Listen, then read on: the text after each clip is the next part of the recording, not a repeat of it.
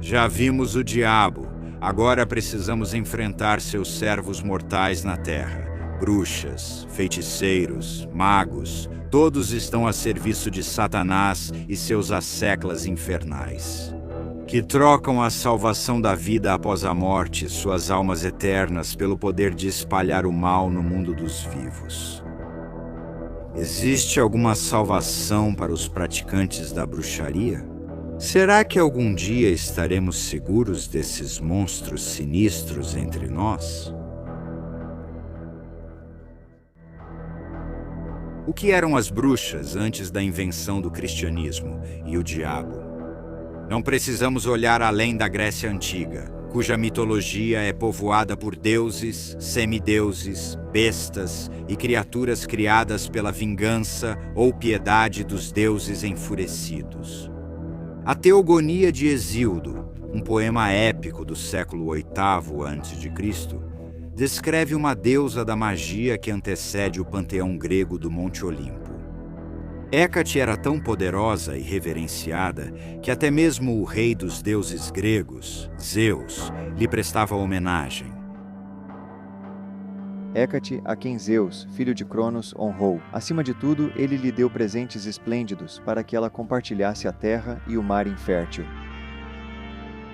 Ela também recebeu honras no céu estrelado e é extremamente reverenciada pelos deuses imortais, pois até hoje, sempre que qualquer homem na terra faz um sacrifício e reza por favores, conforme o costume, ele invoca Hécate. Grande honra vem facilmente àquele cujas orações a deusa recebe favoravelmente, e ela lhe concede riqueza, pois o poder certamente está com ela. Zeus assume o poder ao derrotar os deuses originais, os titãs. Uma das primeiras deusas, Hécate, conquista seu favor e é poupada do banimento. Ela passa a ser associada ao submundo, o reino dos mortos em Hades, assim como as almas dos mortos que vagam como fantasmas.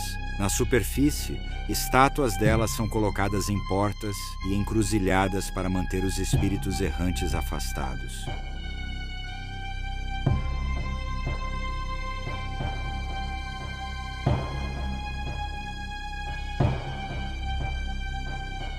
Mais destrutiva e decididamente maligna, será que Circe é uma verdadeira bruxa da mitologia grega?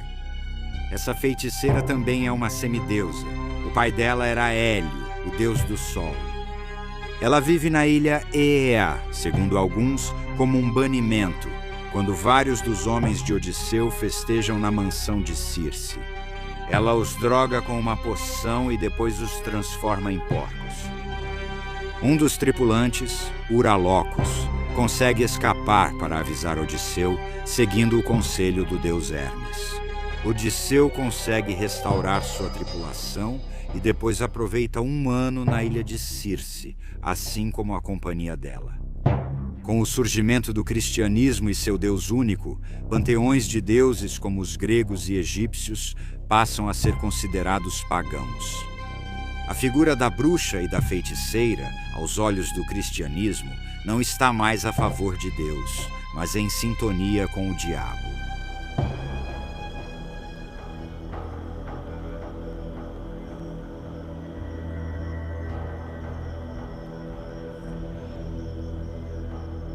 No Antigo Testamento, o rei Saul se afasta do favor de Deus enquanto o exército filisteu se prepara para tomar seu reino. Saul anseia pela sabedoria do falecido profeta Samuel, sendo rejeitado pelos seguidores dele, os sacerdotes e profetas. Saul recorre à sua última alternativa e procura a feiticeira de Endor, que se comunica com os mortos. A feiticeira invoca o espírito de Samuel, que então faz um aviso fatal. Saul e seus 3 filhos cairão em batalha no dia seguinte, quando seus filhos serão mortos pelos filisteus. No dia seguinte, Saul sabe que seu tempo acabou e se lança sobre sua espada em tristeza e desespero. Mas será que a feiticeira de Endor realmente invocou Samuel? Ou era um demônio disfarçado? Alguém que criou uma profecia que acabou se cumprindo por si mesma? Em 1136, Godofredo de Monmouth escreve seu tomo, Historia Regum Britanniae, a história dos reis da Bretanha, e nele revela o feiticeiro Merlin Ambrosius. A origem de Merlin não é clara. Alguns afirmam que ele é filho de um anjo e de uma freira. Outros, especialmente seus inimigos, acusam Merlin de ser descendente de um humano com uma súcubo, destinado a contrabalançar os ensinamentos de Cristo. Felizmente para Merlin, seu batismo na infância enterra o mal latente em sua alma. Com o tempo, Merlin torna-se amigo de Uther Pendragon durante sua ascensão ao trono, antes de enfrentar o inimigo de Uther, Garwas, em combate. Merlin realmente usa seus poderes para o mal, embora o resultado vá criar o Paragon da nobreza. Uther, desejando a esposa de Garwa, Igraine, faz com que Merlin o transforme em uma cópia de seu inimigo. Naquela noite, Uther entra no castelo de Galwa, disfarçado de Gawaz, e seduz a desavisada Igraine. Gawaz é ferido no campo de batalha. No dia seguinte, e meses depois, Igraine dá à luz seu filho com Uther. Ele é Arthur, um menino que Merlin irá ensinar e moldar à medida que ele cresce. Merlin faz tudo o que pode para garantir sua ascensão ao poder como Rei Arthur da Távola Redonda. Desejando uma espada mágica, Excalibur para Arthur, Merlin encontra a mística Dama do Lago. Ela é uma ninfa da água, e Merlin se vê desejando mais do que a espada, mas também a própria feiticeira. Em algumas lendas, Merlin ensina magia a ela, e logo ela se torna mais poderosa do que ele. Mas a Dama do Lago acaba banindo Merlin para uma prisão impenetrável. Alguns dizem que é uma torre de vidro, enquanto outros mitos afirmam que é uma caverna. Enquanto Arthur cai em batalha e é levado para seu local de descanso final, Merlin sem dúvida observa de longe, impotente para intervir, e talvez ainda esteja observando até hoje. Em 1486, o medo das bruxas na Europa cristã leva os monges alemães Heinrich Kramer e Jacob Sprenger a escreverem o Malleus Maleficarum, ou Martelo das Bruxas. Não endossado pela Igreja Católica, esse guia de caça às bruxas é utilizado por centenas de anos em tudo, desde identificar até punir bruxas. As bruxas são uma ameaça muito real.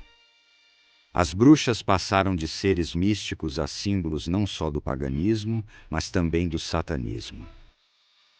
Para uma bruxa, o Deus cristão é renunciado, e elas abraçam Satanás como seu único e verdadeiro salvador. Isso é dito em voz alta ou em um contrato escrito e assinado, com o próprio sangue da bruxa. A testemunha deles é outra bruxa, ou feiticeiro, ou até mesmo o próprio diabo. Essas bruxas em preparação oferecem uma mecha de cabelo, aparas de unha ou uma gota de sangue como tributo. Elas recebem poderes para praticar a magia de Satanás durante a vida e ganham um espírito familiar ou acompanhante para ajudá-las em seu trabalho horrível. Os familiares às vezes são mantidos dentro de livros ou garrafas até serem chamados por sua mestra bruxa. Às vezes, o familiar assume a forma de um homem ou de uma mulher, mas muitas vezes eles tomam a forma de um animal, que pode ser alimentado com sangue humano. Mas em todos os casos há algo de errado com eles, seja uma mancha ou alguma mutação.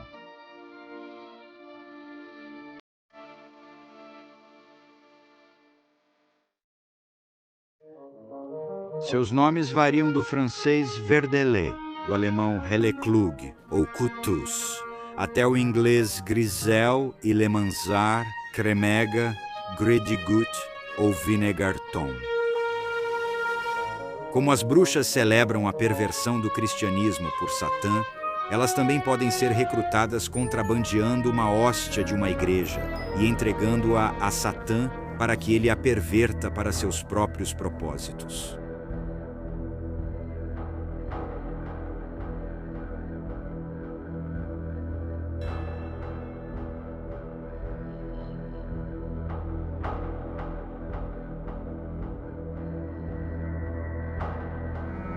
O imortal dramaturgo William Shakespeare utiliza bruxas e feiticeiros em duas de suas peças mais seminais, em Macbeth. A queda do futuro rei é impulsionada quando ele busca o conselho de 3 bruxas. A profecia delas de que ele se tornará rei leva ele e sua esposa a assassinarem seu amigo, o rei Duncan, e a sua própria queda. Para a peça final de Shakespeare, A Tempestade, a figura do mago próspero é nobre e boa, mas sua predecessora, a bruxa Sycorax, é vil e má. Antes dos acontecimentos da peça, ela prendeu o espírito Ariel em uma árvore. Seu filho vil, Caliban, é um câmbion concebido tanto por Sycorax quanto pelo diabo. As fantasias e retratações dramáticas de magia negra de Shakespeare jamais poderiam se igualar ao verdadeiro horror do século XVII. Os julgamentos das bruxas de Salem.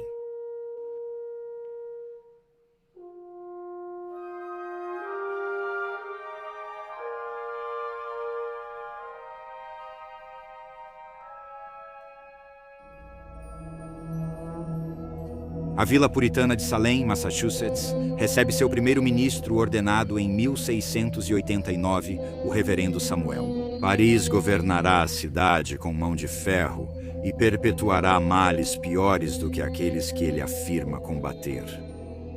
Tudo começa quando a filha do reverendo Paris, Elizabeth, e sua sobrinha Abigail começam a ter convulsões que vão além da epilepsia e beiram o sobrenatural. Elas se contorcem incontrolavelmente, gritam, jogam coisas pela sala, emitem sons estranhos, rastejam por baixo dos móveis e, segundo uma testemunha ocular, até se contorcem em posições antinaturais. Outra garota em Salem, Anne Putnam, também apresenta e relata episódios semelhantes. O comportamento delas é ímpio. Se não vem diretamente do diabo, então deve ser dos seus servos. Em 29 de fevereiro de 1692, depois que as garotas são pressionadas por 2 magistrados a revelar quem as aflige, elas nomeiam 3 mulheres. Ketuba é a escrava caribenha do reverendo Paris. Sarah Good é uma mendiga sem teto. E Sarah Osborne, uma viúva idosa para os moradores da vila. Não há dúvida de que as mulheres são bruxas agindo a serviço do diabo. No dia 1º de março, as 3 mulheres são levadas diante dos magistrados e interrogadas por vários dias. Good e Osborne negam as acusações. Testemunhas afirmam ter visto Sarah Good voando para reuniões do Coven à noite.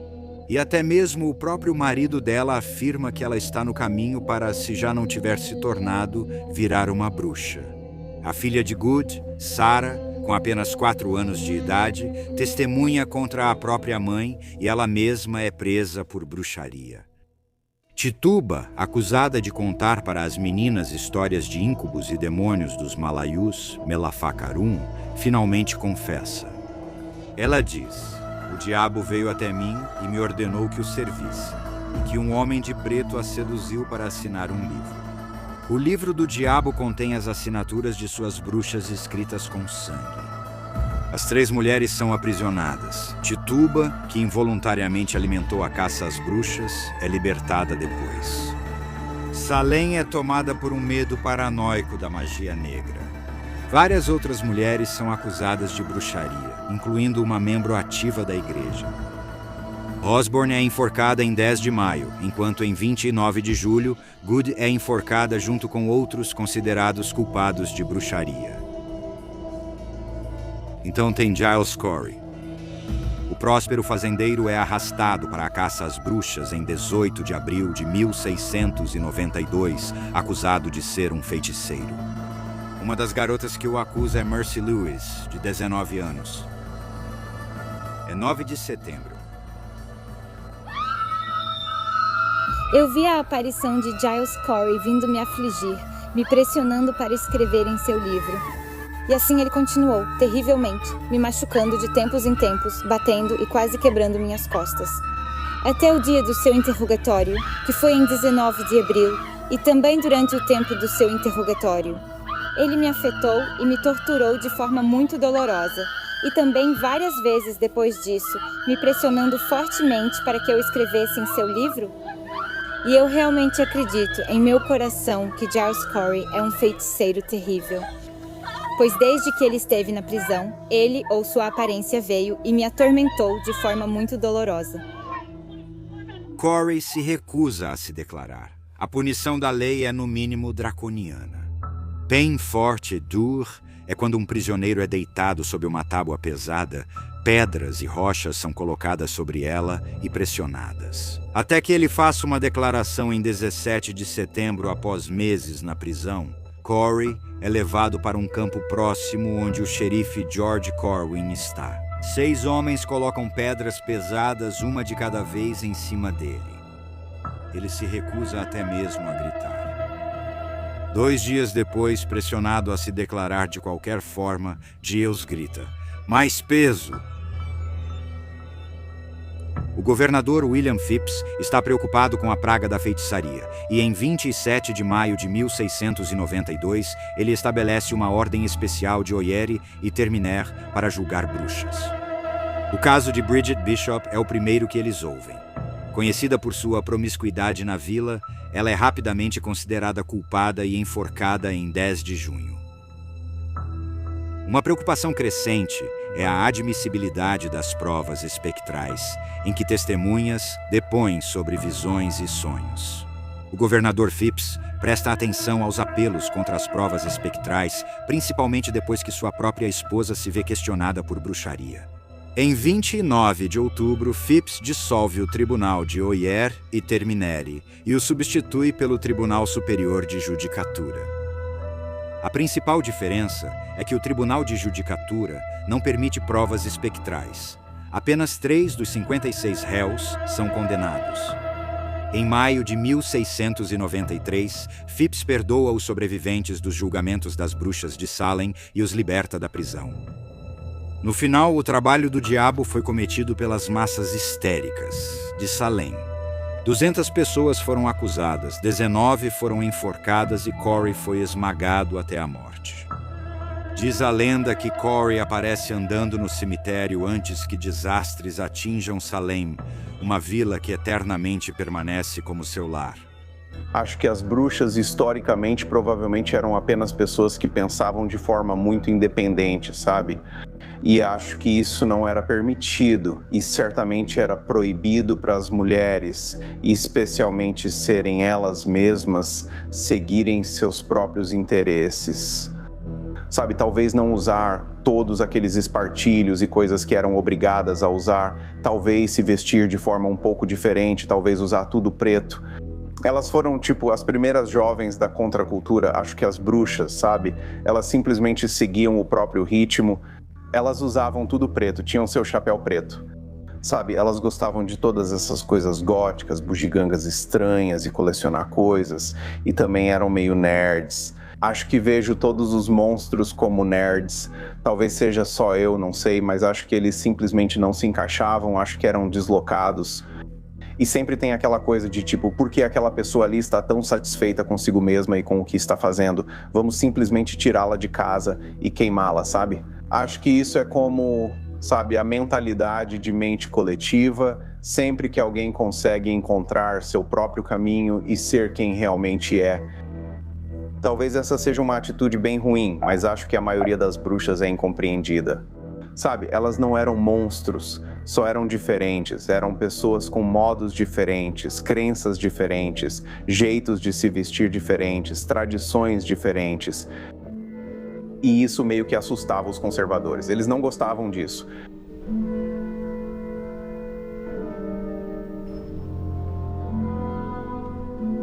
Sempre que tem um filme sobre bruxas, eu sempre fico pensando, será que eles vão conseguir abordar esse tema e criar algo que seja assustador? Bi? Veja, para funcionar como filme, bruxas e fantasmas são provavelmente os mais difíceis. Só porque, sabe, é tudo sobre mistério, sabe? Uma vez que você revela do que se trata, aí fica realmente difícil. eles meio que desaparecem porque o mistério é o que os torna fascinantes e quanto menos sabemos sobre eles, mais interessantes eles são. O folclore eslavo dá origem à Baba Yaga, uma velha de aparência sinistra que voa por aí em um grande almofariz guiado com um pilão. A casa dela, montada sobre pernas de galinha, corre pela floresta. Baba Yaga e Zamoshek, coletados nos anos 1800 por Alexandre Nikolaevich Afonciev, contam sobre uma Baba Yaga mais falante e diabólica. 41 filhos chegam ao castelo da Baba Yaga em busca de esposas. Baba Yaga permite que eles se casem com suas 41 filhas. E na noite após o casamento, o irmão Zamoshek descobre a assustadora verdade por trás da generosidade de Yaga. Direto da boca do cavalo. À meia-noite, Baba Yaga grita para que seus servos decapitem os homens. Os servos matam as filhas dela, que estão vestidas com as roupas dos irmãos. Em vez disso, Baba Yaga descobre a verdade na manhã seguinte, quando olha para fora e vê as cabeças de todas as 41 filhas em estacas e os irmãos desaparecidos. Outra história no mesmo volume conta sobre Ivashko, que se aventura em um mundo subterrâneo para conseguir 3 esposas para si e para seus 2 irmãos. Seus irmãos, no entanto, cortam a escada para ele voltar ao mundo superior depois de fugirem com as noivas. Um gigante manda Ivashko para a casa da Baba Yaga, uma cabana sobre pernas de galo. Então o jovem foi caminhando para longe até a cabana e entrou. A Baba Yaga gritou: "Fifum, ossos russos, por que você veio aqui? Ó mãe, o gigante me mandou pedir para você me emprestar sua águia poderosa para me levar até a Rússia. Vá", disse a Baba Yaga, "vá para o jardim. No portão há um vigia. Pegue as chaves dele e passe pelas 7 portas, e quando você abrir a última, a águia vai bater as asas. Sente-se em suas costas. Se você não tiver medo e voar embora, leve carne com você, e dê para ele comer sempre que ele se virar." Neste conto, a Baba Yaga atua como uma espécie de fada madrinha e usa sua magia para o bem. Mas não é assim nos contos populares da Rússia, escritos por Vera Zino-Fontovna Kalamantiano de Blumenthal, em 1903. Quando uma madrasta malvada se cansa do filho e da filha do marido, ela os manda para a floresta para encontrar sua mãe, que vive em uma cabana sobre pés de galinha. Antes de irem, porém, eles visitam a mãe de seu pai, que lhes conta a verdade. Eles estão sendo enviados para uma bruxa, alguém que eles terão que enfrentar. As crianças obedientes chegaram à floresta, e, ó maravilha, lá estava uma cabana, e que cabana curiosa! Ela estava sobre pezinhos de galinha, e no topo havia uma cabeça de galo. Com suas vozes infantis e agudas, eles gritaram bem alto: "Isbushka, Isbushka, vire suas costas para a floresta e sua frente para nós." E a cabana fez exatamente como eles mandaram. Os 2 órfãos olharam para dentro e viram a bruxa descansando lá, com a cabeça perto da soleira, um pé em um canto e o outro pé no outro, seus joelhos bem próximos da cumeeira, poste. "Fedorento, fedorento, fedorento!" exclamou a bruxa. "Eu sinto o espírito russo." As crianças ficaram com medo e ficaram bem juntinhas, muito próximas uma da outra, mas apesar do medo, disseram muito educadamente: "Ó vovó, nossa madrasta nos mandou aqui para te servir." "Tudo bem, não me oponho a ficar com vocês, crianças. Se vocês satisfizerem meus desejos, eu vou recompensá-los, caso contrário, vou devorá-los." As crianças são ajudadas pelos animais ao redor da cabana da Baba Yaga, incluindo ratos e um gato preto, e conseguem escapar quando chegam em casa. O pai deles expulsa a madrasta e os 3 vivem felizes para sempre. É aqui que a origem do nome da bruxa se torna aparente. Baba significa avó e Yaga, bruxa. Os paralelos com João e Maria, um conto folclórico alemão registrado pelos irmãos Grimm por volta de 1812, são impressionantes. Quando João e Maria descobrem que seus pais vão abandoná-los na floresta, João deixa um rastro de pedrinhas para encontrarem o caminho de volta para casa. O pai fica aliviado quando eles retornam, mas a mãe insiste em levá-los para fora novamente no dia seguinte. Desta vez, tudo o que João tem para deixar um rastro são migalhas de pão.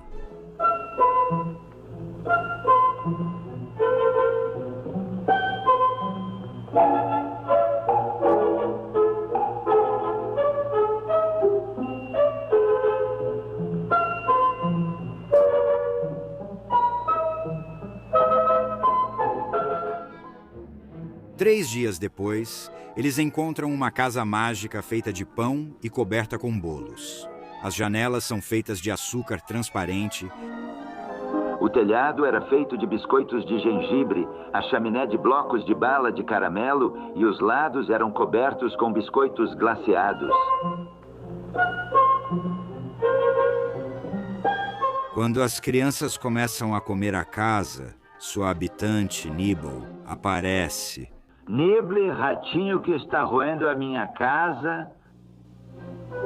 Uma mulher tão velha quanto as colinas. Ela é gentil, alimenta as crianças e depois as coloca para dormir.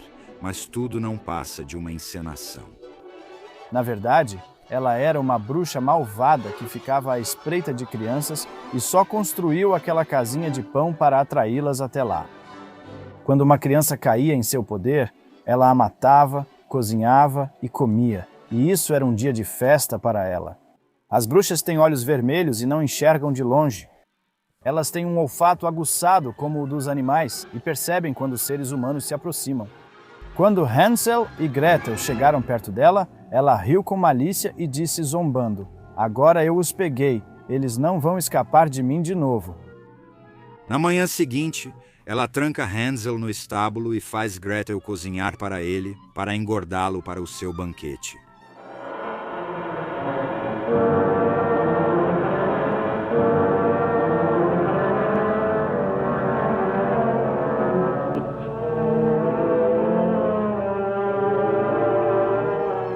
Depois de 4 semanas, Hansel continua enganando a bruxa míope, fazendo-a pensar que um graveto é o seu dedo ainda magro.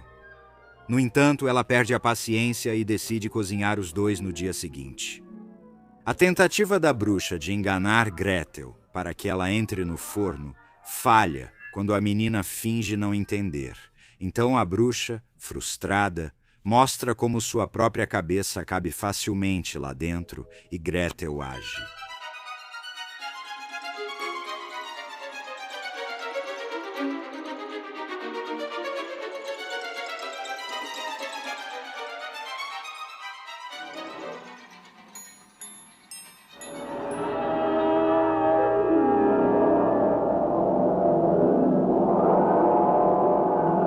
Quando a bruxa foi destruída, o encantamento da casa de doces foi quebrado e Hansel e Gretel ficaram livres. As crianças encontram riquezas na casa da bruxa e voltam para casa com elas. Com a madrasta misteriosamente morta, elas ficam para viver felizes para sempre com o pai. A bruxa se torna uma figura do bicho-papão, criada para assustar as crianças e fazê-las serem mais cuidadosas.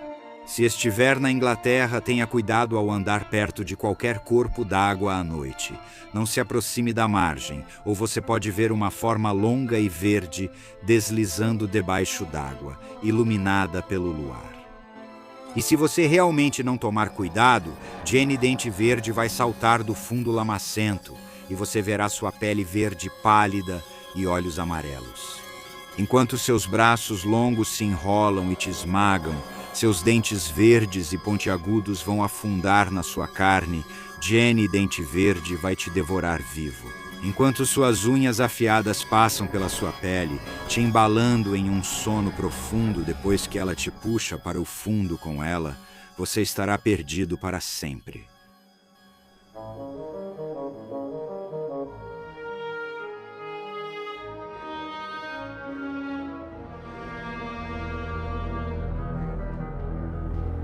Bem, mesmo que Poe ridicularizasse os movimentos ocultistas de sua época, incluindo os Swinburgianos, Andrew Jackson Davis e os espiritualistas, ele usou essas crenças como inspiração para seus contos, e ele tinha muito interesse desde o início de sua carreira em histórias sobre mulheres que quase tinham crenças espiritualistas que beiravam a bruxaria. E em Morella, de 1835, uma mulher consegue voltar dos mortos possuindo sua filha. Em Lígia, uma mulher, através do puro poder de sua vontade e conhecimento oculto, consegue voltar dos mortos e possuir a segunda esposa de seu marido. Assim, Poe consegue abordar as pseudociências, as crenças ocultistas da época e incorporá-las em sua ficção com resultados arrepiantes.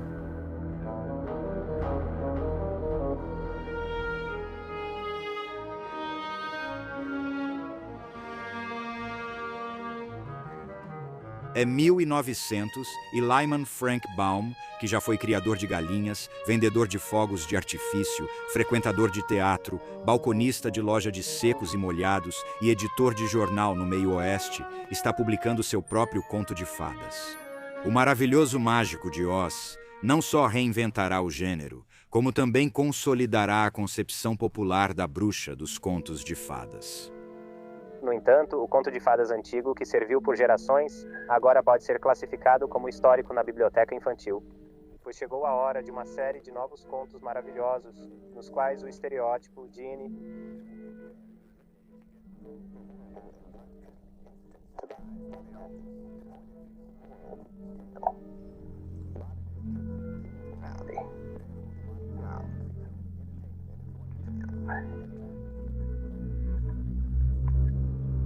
Seu terceiro livro infantil, ele publica O Maravilhoso Mágico de Oz, com seu ilustrador, W.W. Denslow. A primeira edição, com 10.000 cópias, se esgota antes mesmo do lançamento. É um sucesso instantâneo que gera mais 13 livros de Baum. O livro começa quando Dorothy Gale, que mora em uma fazenda no Kansas com sua tia Amy e seu tio Henrique, fica presa em sua casa e é levada por um tornado para a Terra Mágica de Oz. Parece que a casa dela caiu em cima da bruxa má do leste e a matou. A bondosa bruxa boa do norte manda Dorothy ir até a cidade das Esmeraldas para encontrar o mágico, que pode mandá-la de volta para o Kansas. No caminho, Dorothy encontra o lenhador de lata que não tem coração, o leão que não tem coragem e o espantalho que não tem cérebro.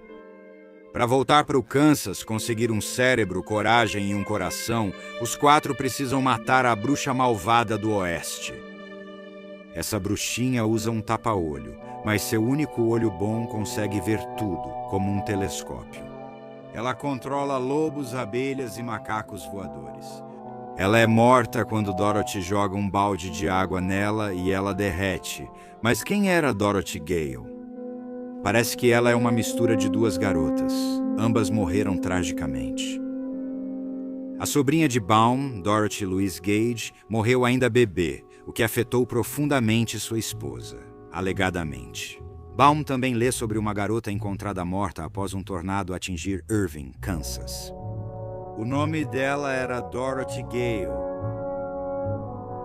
Como era típico na época, e considerando o amor de Baum pelo teatro, O Maravilhoso Mágico de Oz se torna uma peça teatral em 16 de junho de 1902. Em 1908, Baum financia o Fairy Log, e o rádio apresenta uma combinação de filme, apresentação de slides e espetáculo teatral com atores. É um desastre financeiro que o prejudica ainda mais e o obriga a conceder os direitos de Oz para uma empresa de cinema associada, a Selig Polyscope Company. Em 1910, a Selig usa os direitos para uma versão cinematográfica muda de O Maravilhoso Mágico de Oz, baseada na peça teatral de 1902. Ele se muda para Hollywood e, em 1914, funda a Companhia de Produção de Filmes Oz. A empresa dura apenas 1 ano e produz 10 filmes, incluindo 3 filmes de Oz. Baum morre de um derrame em 6 de maio de 1919. Suas últimas palavras para sua esposa: Agora podemos atravessar as areias movediças. Mas então, em 1939, a MGM lança O Mágico de Oz, um musical filmado em Technicolor e estrelado por Judy Garland como Dorothy. Os efeitos especiais luxuosos e a produção fazem dele um espetáculo visual à altura da visão de Baum. No entanto, não com a visão dele da bruxa má, interpretada por Margaret Hamilton.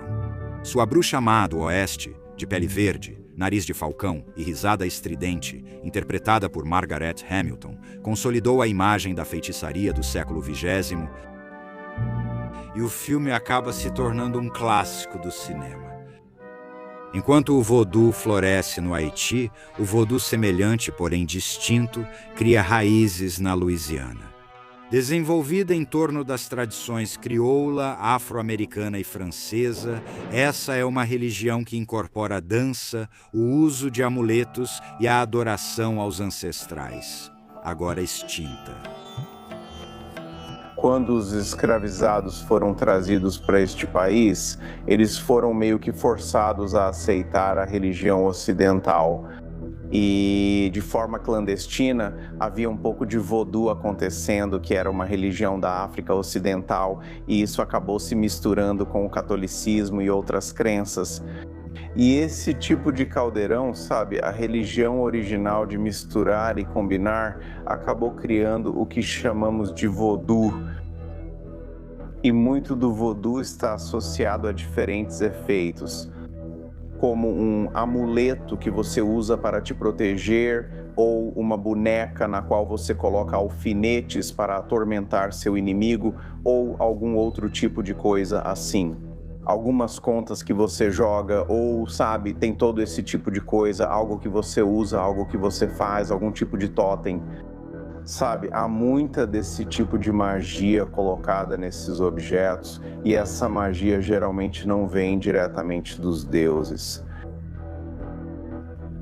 Sempre há algum tipo de intermediário, como Berensemed, que era uma figura que servia como intermediário entre os poderes superiores e as pessoas que praticavam o voodoo. Então você obtém permissão desse intermediário para, de certa forma, se proteger ou, de alguma maneira, criar um feitiço para se vingar dos seus inimigos. E eu acho que existe um medo genuíno em relação a isso, porque é desconhecido e porque é algo subterrâneo. Acho que isso se torna parte da literatura de terror e dos filmes de terror com bastante facilidade. Para modernizar, as práticas do voodoo parecem extremamente exóticas e ameaçadoras, quando na verdade muito disso vem de nós mesmos e das nossas próprias crenças ocidentais. Misturado a tudo isso, ainda é praticado até hoje como uma religião. Eu não acho que haja algo particularmente maligno no voodoo, é apenas mais uma religião. Quem preside os rituais de voodoo é uma rainha do voodoo. A maior dessas rainhas é Marie Laveau, que viveu na cidade de Nova Orleans por quase todo o século XIX. Nascida em 10 de setembro de 1801, Marie Laveau se casou em 1819 com seu primeiro marido e teve 2 filhos com ele. Após falecer depois de alguns poucos anos, ela se casa novamente logo depois e tem mais 7 filhos. Também é na década de 1820 que Marie Laveau se torna a rainha do voodoo de Nova Orleans.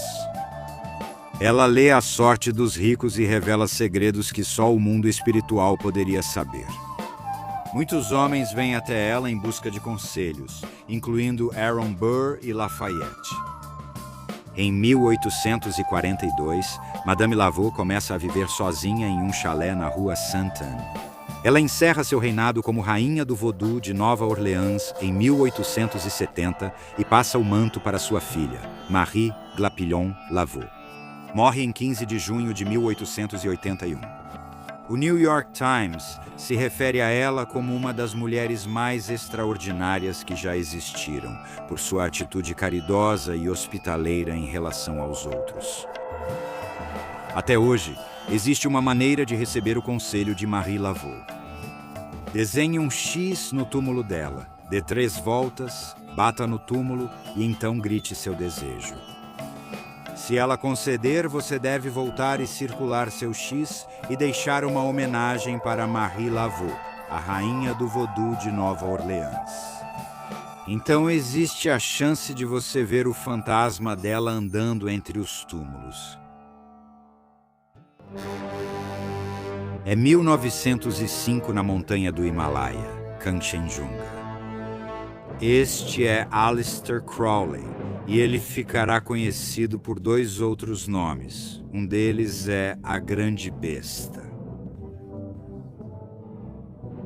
Outro título, que só virá mais tarde, combina com a infâmia que ele gera ao longo de sua vida. Esse título é o homem mais perverso do mundo. Do lado de fora da tenda dele, estão um alpinista suíço e 3 carregadores locais descendo a montanha contra o conselho dele. Crowley, que havia brigado com toda a expedição, afirma não ter tido nenhuma simpatia, absolutamente. Neste momento da vida, Crowley descobriu sua bissexualidade, que na época era um tabu social, e também descobriu o ocultismo. Isso resultou em sua entrada na ordem hermética da Golden Dawn, uma sociedade cultista. Ele permanece membro por apenas 1 ano. No Cairo, Egito, Crowley afirma ter recebido mensagens psíquicas de um mensageiro do deus egípcio Horus. Isso resulta na publicação de seu livro da lei, que ele usa para iniciar seu próprio movimento religioso, Telema. Então vem a expedição fatídica. Em 1907, Crowley continua a experimentar com haxixe e se comunica com Horus, o profeta. Ele funda uma ordem ocultista chamada A como sucessora da Golden Dawn. 2 anos depois, Crowley realiza uma invocação ao demônio Coronzon. Isso envolve um sacrifício de sangue e sela sua infâmia como satanista. Crowley se vê apenas como um seguidor da magia, mas recebe bem a atenção. Em 1920, Crowley aluga uma vila na Sicília e batiza a Abadia de Telema, uma comuna para ele e seus seguidores. Coisas terríveis acontecem lá. É o suficiente que Crowley tenha se tornado viciado tanto em heroína quanto em cocaína. Mas os filhos dos seguidores têm liberdade total e são autorizados a presenciar magia sexual. Um jovem formado em Oxford, Frederick Charles Loveday, chega de Londres com sua esposa, Betty May, em 1923. Mudando seu nome para Raoul, Loveday se torna um discípulo próximo de Crowley. Numa manhã fatídica de fevereiro, Raoul bebe de um riacho. Crowley mais tarde alegará que avisou o casal sobre a contaminação em menos de 2 semanas. No dia dos namorados, Raoul morre de uma infecção no fígado. A mídia britânica, especialmente a revista John Bull, cobre a história e declara que Crowley é o homem mais perverso do mundo. Mais informações vêm à tona pela viúva de Raoul, May. Ela afirma que Raoul teve que beber o sangue de um gato sacrificado e que Crowley realiza orgias por toda a comuna. Quando o governo do ditador Benito Mussolini deporta Crowley e seus seguidores, a vila é abandonada. Moradores irritados pintam por cima das obras de arte de Crowley, em sinal de desgosto. Após muitas outras aventuras, enquanto luta contra a saúde debilitada, Crowley acaba vivendo em uma pensão. Em 1º de dezembro de 1947, o médico de Crowley se recusa a renovar a receita de heroína. Crowley lança uma maldição sobre o médico pouco antes de falecer. O médico morre em menos de 24 horas. O último ato do homem mais perverso da Terra. Um estudante do ocultismo, Gerald Gardner, havia conhecido Crowley poucos meses antes da morte da Grande Besta, sendo um funcionário público aposentado. Gardner desenvolve a religião Wicca, que irá se distanciar da versão satânica da bruxaria e retornar às raízes pagãs pré-cristãs. Na Wicca, existem 2 divindades, o deus cornífero e a deusa mãe, que podem ser vistos desde uma única deusa até uma deusa tríplice. Um wicano, ao contrário da figura clássica da bruxa das lendas, acredita em seu código de não causar mal a ninguém. Faça o que quiser. Covenants com seus sacerdotes e sacerdotisas frequentemente lançam feitiços dentro de círculos. Não feitiços para amaldiçoar, mas para curar, conceder fertilidade ou proteção. Ainda assim, continuamos a manter essa imagem de conto de fadas da bruxa malvada com nariz torto, verrugas e magia negra. Bruxas e bruxos podem se esconder em plena luz do dia sem que saibamos. Deus, ajude aqueles de nós que cruzarem o caminho de um deles. Em seguida, vamos encontrar as feras que se escondem sob a pele de um homem, coisas que, em muitos casos, já foram humanas, mas estão amaldiçoadas. Para se tornar mais do que humano, perder o controle e se tornar muito mais bestial do que qualquer coisa que o homem poderia ser. Vamos encontrar lobisomens e outros metamorfos e ver os mais selvagens dos monstros entre nós.